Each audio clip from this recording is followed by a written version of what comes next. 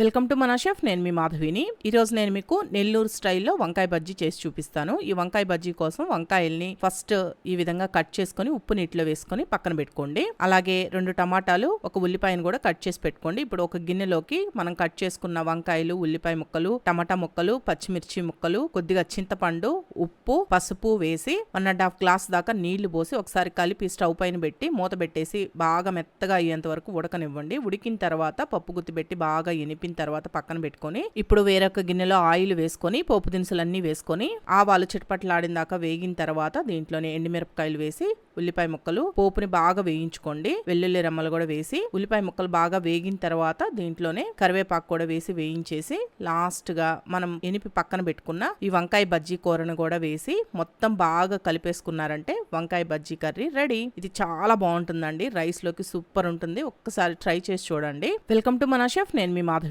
ఈరోజు నేను మీకు నెల్లూరు స్టైల్లో వంకాయ బజ్జీ చేసి చూపిస్తాను. ఈ వంకాయ బజ్జీ కోసం వంకాయల్ని ఫస్ట్ ఈ విధంగా కట్ చేసుకొని ఉప్పు నీటిలో వేసుకొని పక్కన పెట్టుకోండి. అలాగే 2 టమాటాలు, ఒక ఉల్లిపాయను కూడా కట్ చేసి పెట్టుకోండి. ఇప్పుడు ఒక గిన్నెలోకి మనం కట్ చేసుకున్న వంకాయలు, ఉల్లిపాయ ముక్కలు, టమాటా ముక్కలు, పచ్చిమిర్చి ముక్కలు, కొద్దిగా చింతపండు, ఉప్పు, పసుపు వేసి 1.5 గ్లాస్ దాకా నీళ్లు పోసి ఒకసారి కలిపి స్టవ్ పైన పెట్టి మూత పెట్టేసి బాగా మెత్తగా అయ్యేంత వరకు ఉడకనివ్వండి. ఉడికిన తర్వాత పప్పు గుత్తి పెట్టి బాగా ఎనిపిన తర్వాత పక్కన పెట్టుకొని ఇప్పుడు వేరొక గిన్నెలో ఆయిల్ వేసుకొని పోపు దినుసులన్నీ వేసుకొని ఆవాలు చిటపట్లాడిన దాకా వేగిన తర్వాత దీంట్లోనే ఎండుమిరపకాయలు వేసి ఉల్లిపాయ ముక్కలు పోపుని బాగా వేయించుకోండి. వెల్లుల్లి రెమ్మలు కూడా వేసి ఉల్లిపాయ ముక్కలు బాగా వేగిన తర్వాత దీంట్లోనే కరివేపాకు కూడా వేసి వేయించేసి లాస్ట్ గా మనం ఎనిపి పక్కన పెట్టుకున్న ఈ వంకాయ బజ్జీ కూరను కూడా వేసి మొత్తం బాగా కలిపేసుకున్నారంటే వంకాయ బజ్జీ కర్రీ రెడీ. ఇది చాలా బాగుంటుందండి. రైస్ లోకి సూపర్ ఉంటుంది. ఒక్కసారి ట్రై చేసి చూడండి.